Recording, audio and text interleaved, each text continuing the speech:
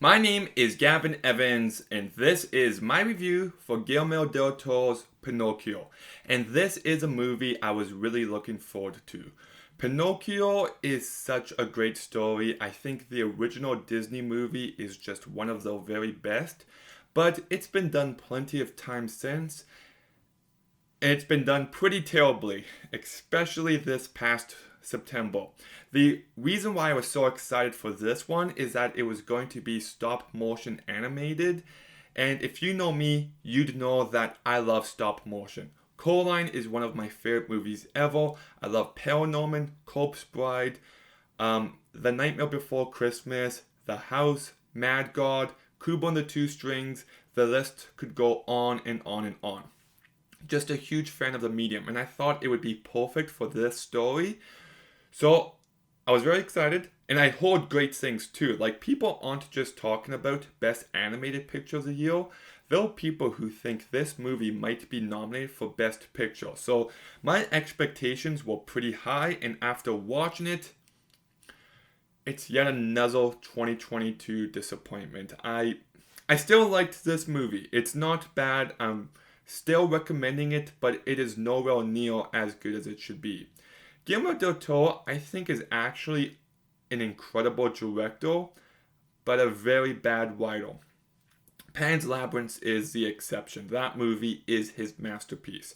Hellboy 1 and 2, I think, are really fun movies. I think they're some of the best superhero movies ever, actually. I really enjoy them.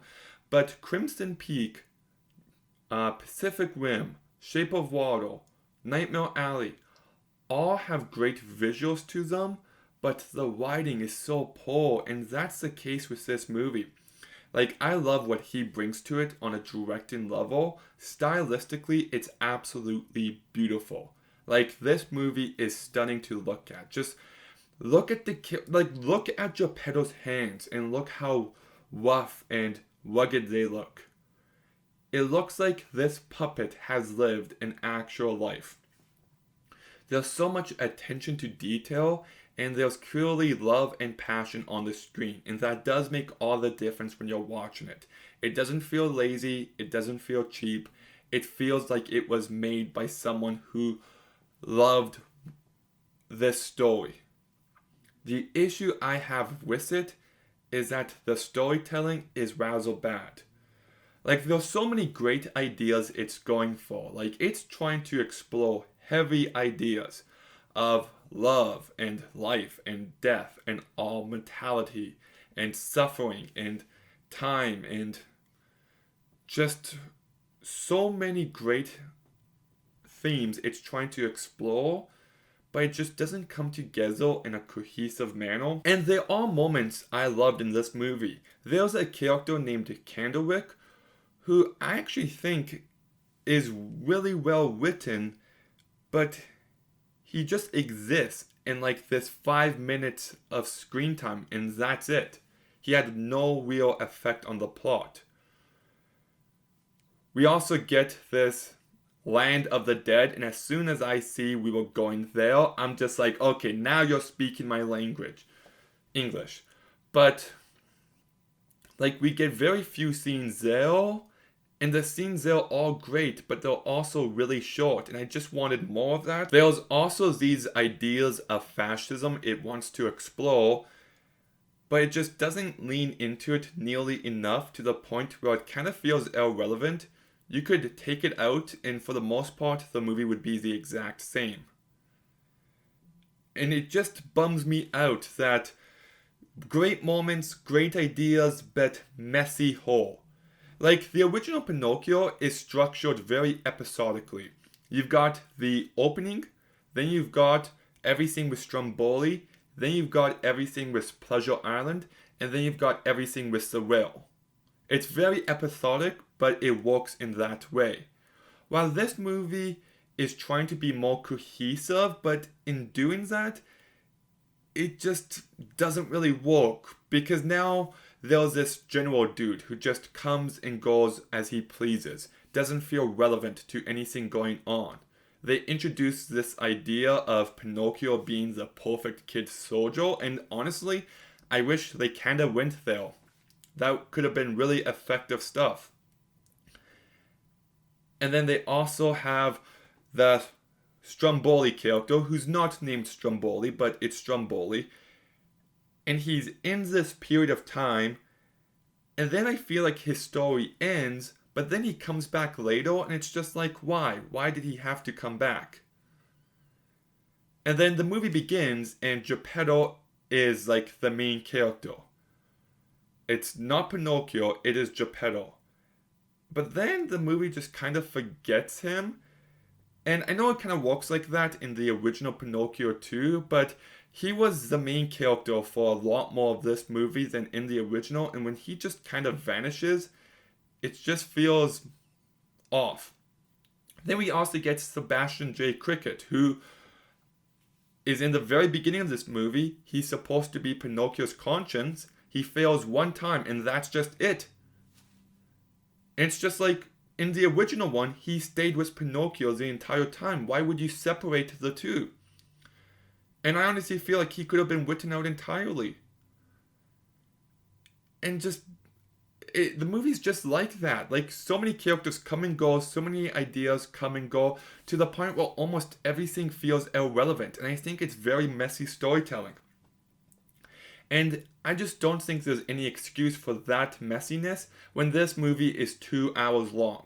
You had plenty of time to go into these characters, into this story, into these ideas, and it just kind of half-asses everything in that regard.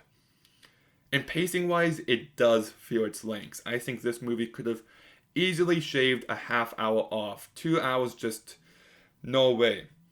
On top of that, I wasn't aware that this movie was a musical. Like, there's moments where people do break into songs, and I don't think that element was needed at all. The first song, I didn't really care, but then when Pinocchio sings his first song, and it's just like, hi, and you're just like, oh my goodness, stop, it's like nails on a chalkboard, please stop. Honestly, every single song is absolutely terrible, except the song that plays in the end credits. That song is great. That song should have been in the movie. Every other song just should have been left on the cutting floor room, in the cutting room floor. That's what I meant. And also, I understand Pinocchio is a kid, but there was one scene with some poop jokes, and it just does not fit the tone of this movie. So, yeah, I wish I liked the script more, but I just feel like it was nothing more than potential. The voice cast does do a fine job. Gregory Mann does a good job voicing Pinocchio. David Bradley, I've always found to be underrated. Nobody talks about him in Game of Thrones, but you only see Walder Frey a few times, and you just get a sense of how disgusting this man is due to his performance. And I think he does a really good job in this movie. He carries it well, and you can just hear his heartbreak in certain moments.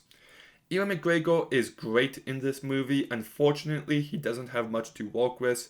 Tilda Swinton has a very commanding voice, and I like it when her character is on screen, even though that's not much.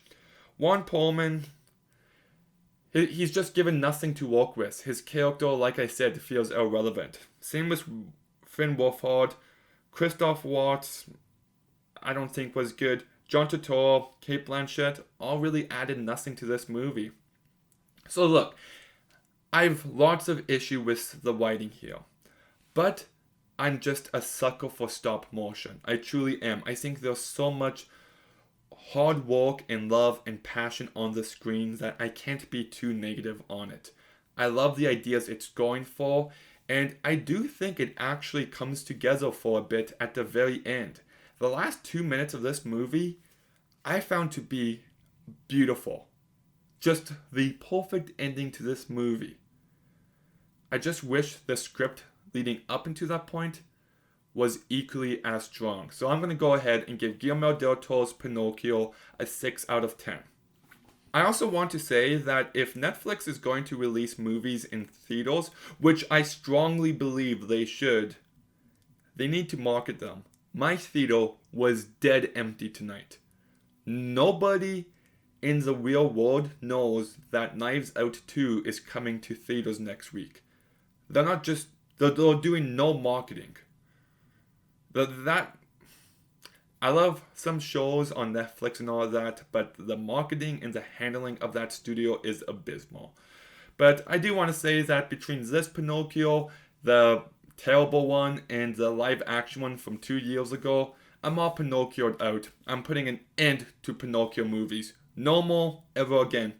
The story's been told so many different ways, doesn't need to be told again. So, yes, so if you're thinking about making a Pinocchio movie, put that camera down, put the pen writing the script down, and find something original. But anyways, did you watch Guillermo del Toro's Pinocchio? What did you think about it? Let me know in the comments down below. Make sure you like, comment, subscribe. Stay tuned for some more videos soon. And Gavin, out.